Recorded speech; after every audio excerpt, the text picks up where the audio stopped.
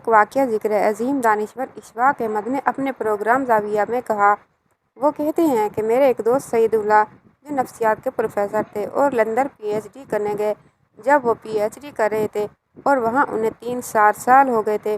اس زمانے میں P H D ذرا مشکل کام تھا، تو ان کی بیوی کے ساتھ عجیب و غریب حادثہ ہوا۔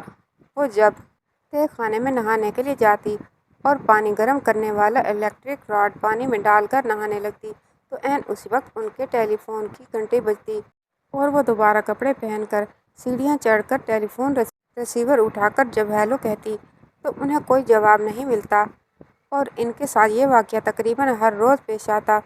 اس پر پروفیسر نے وہاں پولیس کو اس کی اطلاع دی اور پولیس نے تفتیش اور تحقیق شروع کی۔ جب اس کے دوست پروفیسر صاحب کی اہلیہ نہانے کے لیے نیچے گئیں اور انہوں نے نہانا شروع کیا تو گھنٹی بجی۔ پولیس والوں نے فون اٹھایا لیکن کوئی جواب موصول نہ ہوا۔ پولیس اس حوالے سے تحقیق جاری رکھنے کا کہہ کر چلی گئی۔ اب پروفیسر نے اپنے تئیں بھی کچھ تحقیق کی تو ان کو لگا کہ ان کے سامنے کا جو مکار اور موٹا آدمی جس کی ٹانگ کٹی ہوئی تھی رہتا تھا، یہی فون کرتا ہوگا، اور وہ تھا بھی کچھ بدتمیز قسم کا۔ چنانچہ پولیس نے بھی اس کے نمبر پر پہرا بٹھایا، حالانکہ وہ شخص فون نہیں کرتا تھا۔ پولیس نے ایکسچینج سے بھی پتہ کیا لیکن وہاں سے پروفیسر صاحب کے نمبروں پر کوئی فون کال آنے کی تصدیق نہ ہوئی۔ لندن کا یہ واقعہ اتنا مشہور ہوا کہ ذرائع ابلاغ کی خبروں کی زینت بن گیا۔ ہر چھوٹے بڑے اخبار، صبح و دوپہر کے اخبارات میں اس بات کا ذکر ضرور آتا تھا۔ ایک عرصہ تک وہ ملزم گرفتار نہیں ہو سکا اور اس عجیب چور کا پتہ نہیں چل سکا جس نے پروفیسر اور اس کی اہلیہ کو پریشان کر لیا تھا۔ چنانچہ سب تھک ہار کر بیٹھ گئے۔ پروفیسر صاحب کی بیوی نے کہا، اب اس ملک میں نہیں رہنا اور انہیں یہاں سے چلے جانا چاہیے، کیونکہ یہاں کے لوگ بدتمیز اور بدمعاش ہیں اور ان کا انداز زیست شریفوں والا نہیں۔ پروفیسر صاحب نے کہا، میرا تھوڑا سا کام رہ گیا ہے، وہ ختم کر لیں تو چلتے ہیں۔ ان کی بیوی نے کہا، دفع کرو، کیا پی ایچ ڈی کے بغیر زندگی بسر نہیں ہوتی؟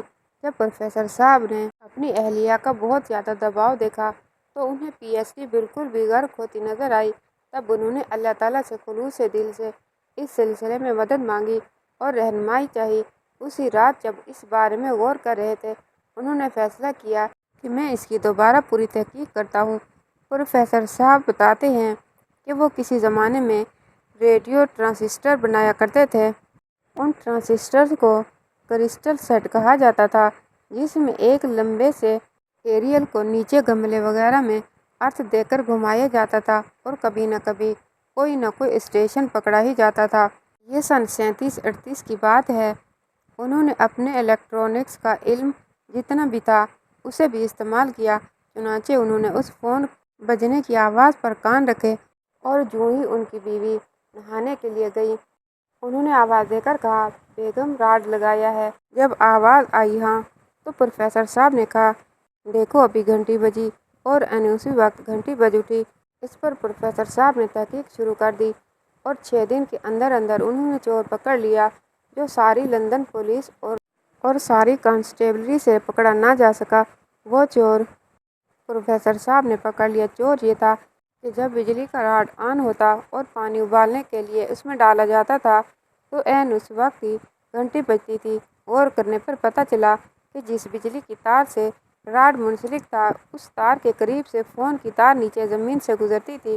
جوں ہی وہ بجلی کی تار انرجائز ہوتی، وہ فون کی تار بھی کرنٹ دیتی تھی اور اس وجہ سے فون کی تار کرنٹ ہیٹ اپ محسوس کر کے گھنٹی بجانا شروع کر دیتی تھی، اور اس میں کوئی آدمی ملوث نہ تھا۔ پروفیسر صاحب کہتے ہیں کہ جس کرب کی حالت میں انہوں نے وہ پورا سال گزارا تھا، وہ خود جانتے ہیں یا ان کی بیوی جانتی ہے۔ اس طرح کے واقعات انسانی میں گزرتے رہتے ہیں اور اب بھی گزر رہے ہیں۔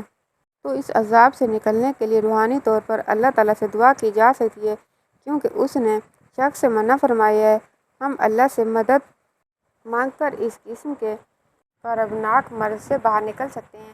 اگر کبھی آپ کو ایسی مشکل درپیش ہو کہ ہم شک و شبہ باطن میں مبتلا ہوں، تو پھر اللہ کی رسی کو مضبوطی سے تھام کر اور اپنا آپ سارے کا سارا ڈھیلا چھوڑ کر اس کے حوالے کر کے اس کا حل تلاش کریں، تو اس کا حل تلاش کرنا ممکن ہے۔